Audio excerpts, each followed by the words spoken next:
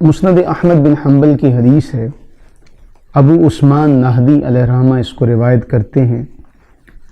سیدنا عمر بن خطاب رضی اللہ تعالی عنہ نے بیان فرمایا کہ رسول اللہ صلی اللہ تعالی علیہ وآلہ وسلم نے ارشاد فرمایا کہ ان اخوف ما اخاف علی امتی کل منافق علیم اللسان، کہ مجھے اپنی امت کے حوالے سے اگر خوف ہے تو ایسے منافق سے جو زبان دانی کا ماہر ہو، جو ماہر لسانیات ہو۔ یہ جملہ کیوں ارشاد فرمایا، یا ایسے شخص سے نبی علیہ الصلوۃ والتسلیم نے یہ کیوں فرمایا کہ مجھے اپنی امت کے بارے میں ایسے شخص سے خوف ہے جو علم لسان رکھتا ہو، جو علیم اللسان ہو۔ اور لفظ علیم آپ جانتے ہیں صفت مشبہ کا صیغہ ہے، کہ جو زبان دانی کا علم رکھتا ہو، لفاظی جس کے پاس ہو۔ رسول اللہ علیہ الصلوۃ والتسلیم نے ایک موقع پر ارشاد فرمایا سب سے بدترین جو شخص ہے وہ ہے جو دو چہروں والا ہے۔ عرض کیا گیا یا رسول اللہ صلی اللہ علیہ وسلم، دو چہرے؟ کسی شخص کے دو چہرے نہیں ہوتے۔ آخر حیرانگی کے عالم میں یہ سوال کیا گیا کہ دو چہرے کیسے ہو سکتے ہیں؟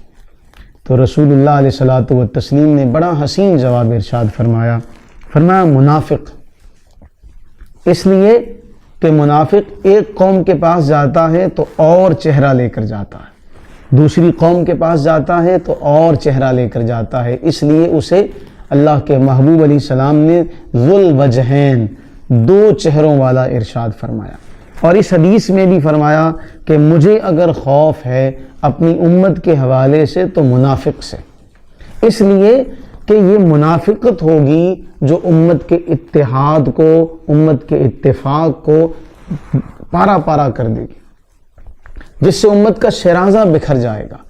یہ منافقت ہی ہوگی جس سے امت کا اتحاد اور اتفاق خطرے میں پڑ جائے گا، اور وہ امت جسے اللہ رب العالمین نے انما المؤمنون اخوہ کا ایک بندھن دیا، ایک رشتہ دیا کہ تم سارے ایمان والے آپس میں رشتہ اخوت میں بندھے ہوئے ہو۔ یہ منافقت اس رشتے کو توڑنے کا ذریعہ ہے۔ اس لیے رحمت للعالمین صلی اللہ علیہ وسلم اپنی امت کے حوالے سے فکر مند ہیں کہ اگر مجھے خوف ہے تو مجھے منافق سے خوف ہے۔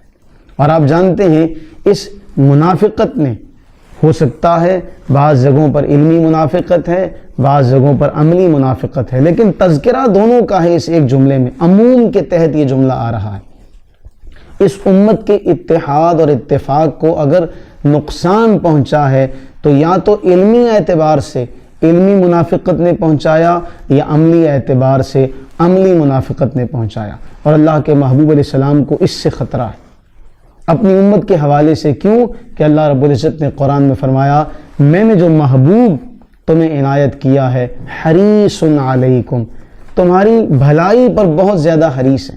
اور ان کا یہ جو وصف ہے، اس وصف کا اظہار اس حدیث سے ہوتا ہے۔ ہم ابتدا سے اگر دیکھیں تو شیطان لعین سے علمی منافقت کا آغاز ہوتا ہے، اور یہ منافقت تب انسان کے آڑے آتی ہے جب اس کے اندر انا پروان چڑھ رہی ہو، اور جب انا پروان چڑھتی ہے تو پھر ابو الحکم جیسا جو دانائی کا بادشاہ تھا وہ ابو جہل بن جاتا ہے۔ وہ دانائی کا باپ ہوتے ہوئے جہالت کا باپ بن جاتا ہے۔ کیوں؟ اس کی انا اس کے حق کو قبول کرنے کے آڑے آ جاتی ہے۔ اور آج کے دور میں جو منبر و محراب کے امین ہیں وہ اس بات پر غور کریں کہ کہیں علمی منافقت ان کی حق گوئی کے آڑے تو نہیں آ رہی۔ اور ایسا نظر آئے گا آپ کو کہ ہر مسلک کا جو نمائندہ ہے وہ اپنے مسلک کی نمائندگی کرتا ہے۔ اگر وہ یہ سوچے کہ میں جس جگہ بیٹھا ہوں، جس مسند پر بیٹھا ہوں، وہ میرے مسلک کی مسند نہیں، وہ رحمت للعالمین کی مسند ہے، جو جہان کے لیے، سارے جہانوں کے لیے انی رسول اللہ الیکم جمیعا کا تاج پہن کر آئے، ان کا ماننے والا، ان کا کہلانے والا ان کے منبر پر بیٹھ کر تعصب کی بات کرے، علمی منافقت کا خیال کرے، تو ہمیں اس بات کو ذہن نشین کر لینا چاہیے کہ اس کو اللہ کے محبوب علیہ السلام نے اپنی زبان حق ترجمان سے منافق کا کتنا بڑا جو ہے اللہ کے محبوب علیہ السلام نے اس سے امت کو ڈرایا ہے۔ اور ایک اور مقام پر آپ نے فرمایا آیت المنافقی ثلاث، کہ منافق کی 3 نشانیاں، ایک روایت میں 4 کا تذکرہ بھی آتا ہے۔ اس میں آپ نے فرمایا تھا کہ جب بولے گا اذا حدث کذب، جب بولے گا جھوٹ بولے گا، اور اس کی ایک جو صفت ہے وہ یہ بھی ہے کہ وَإِذَا اؤْتُمِنَ خَانَ، جب اس کے پاس امانت رکھوائی جائے گی تو وہ اس میں خیانت کرے گا۔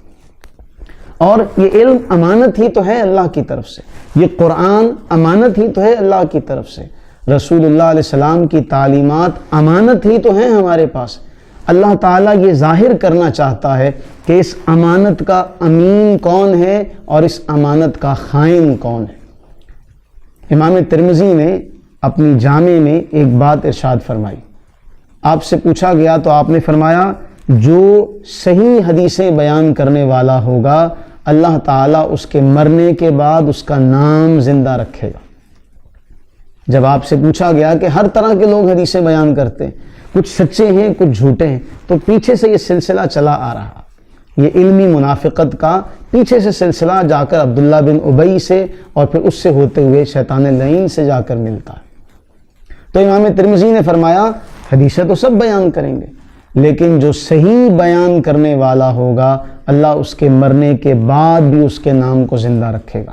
تو اگر یہ محراب و منبر کے امین، محراب و منبر کے وارث یہ چاہتے ہیں کہ ہمارے مرنے کے بعد بھی ہمارا نام زندہ رہے تو وہ سوئی کا کام کریں، کینچی کا کام نہ کریں، رسول اللہ علیہ السلام کی مسند پر بیٹھ کر حق گوئی کا پرچار کریں، کسی کا لحاظ نہ رکھیں۔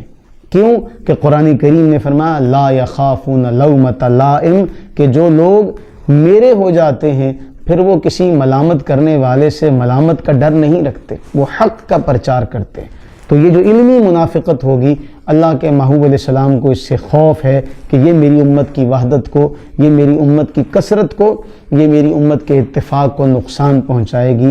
اللہ سے دعا کریں کہ اللہ تعالی ہمیں علمی منافقت سے، ہمیں عملی منافقت سے محفوظ و مامون فرمائے، آمین۔